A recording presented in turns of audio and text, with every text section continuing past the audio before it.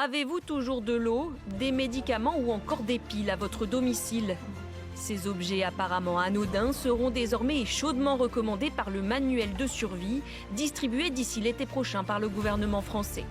Une vingtaine de pages de conseils et de détails pratiques qui pourraient contenir des visuels semblables à celui-ci, pour préparer les entreprises et citoyens de l'Hexagone à des chocs ou des crises, allant de l'épidémie façon Covid-19 à la catastrophe industrielle en passant par la crise climatique. Un contenu plus large donc que celui-ci distribué en Suède avec ce titre sans équivoque, Si vient la guerre ou la crise, mais dans la version française baptisée provisoirement France Résilience ou Tous Résilients, ni la guerre ni l'attaque terroriste ne sont pour l'instant clairement évoqués. Reste à savoir si la version actuellement sur le bureau de Matignon sera effectivement celle distribuée dans les boîtes aux lettres des Français. Nous sommes en guerre.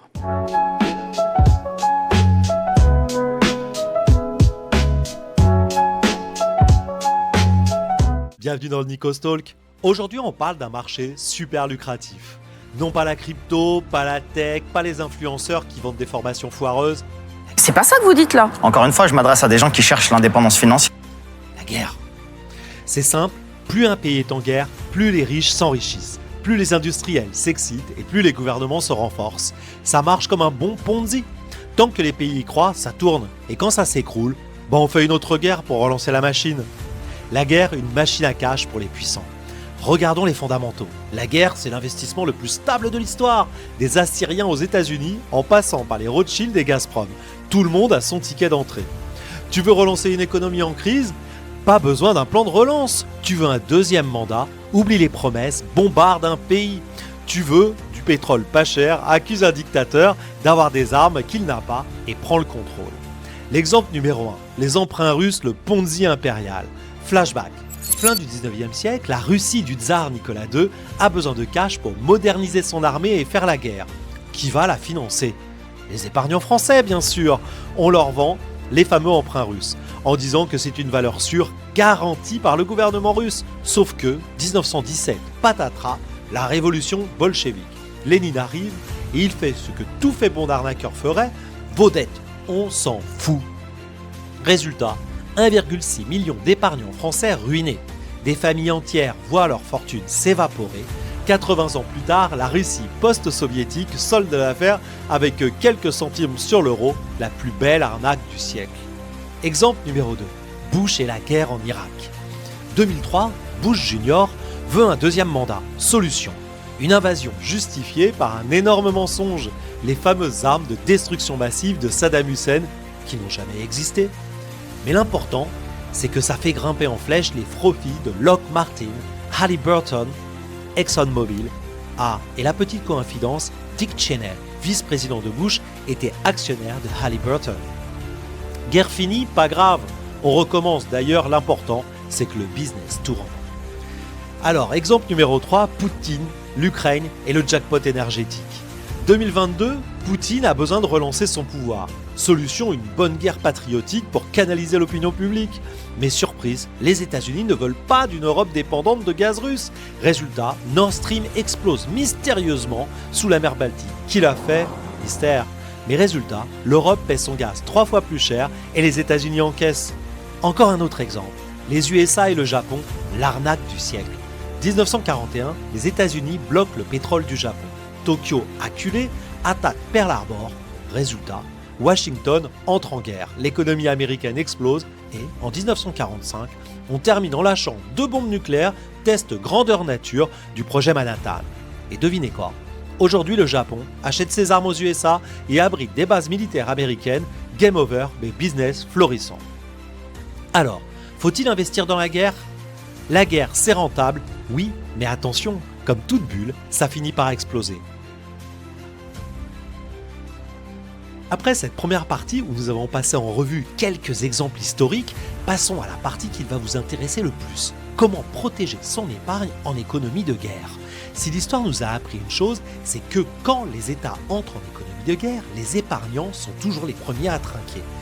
Guerre ou pas, un pays a 3 moyens pour financer un effort militaire. L'impôt, pas très populaire, donc rarement utilisé en premier. L'emprunt, l'obligation d'État, bon de guerre, souvent imposée de force aux citoyens. La planche à billets, autrement dit l'inflation incontrôlée qui ruine les épargnants. Voyons maintenant les pires catastrophes monétaires de l'histoire et surtout comment certains ont su protéger leur patrimoine. En premier, les leçons historiques quand l'épargne disparaît en une nuit. L'Allemagne de Weimar, l'argent ne valait plus rien. 1923, l'Allemagne imprime des milliards de marks pour payer ses dettes de guerre. Résultat, une hyperinflation incontrôlable. Un pain qui coûtait 1 mark en 1918 coûte 2 milliards de marks en 1923. Qui s'en est sorti? Ceux qui n'avaient pas laissé tout leur argent à la banque. L'immobilier, l'or, les terres agricoles ont gardé leur valeur. Les autres, ils ont tout perdu. Les emprunts russes que nous avons déjà évoqués, l'arnaque impériale, de 1890 à 1917, la Russie tsariste vend des emprunts russes à 1,6 million d'épargnants français en leur promettant une rente assurée.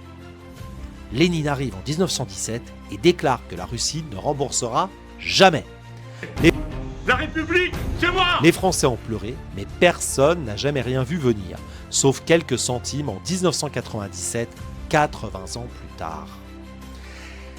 Le Front populaire et l'emprunt forcé. 1936, le gouvernement français impose un emprunt forcé aux épargnants. Traduction, si tu avais des obligations d'État, on t'a pris ton argent et on t'a promis qu'on te rembourserait un jour.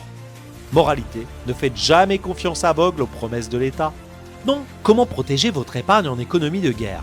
Bon, maintenant qu'on a vu comment l'histoire est un cimetière d'épargnants naïfs, voyons comment ne pas vous faire plumer. D'une part, la diversification est absolument nécessaire. Règle numéro 1, ne jamais mettre tous ses œufs dans le même panier.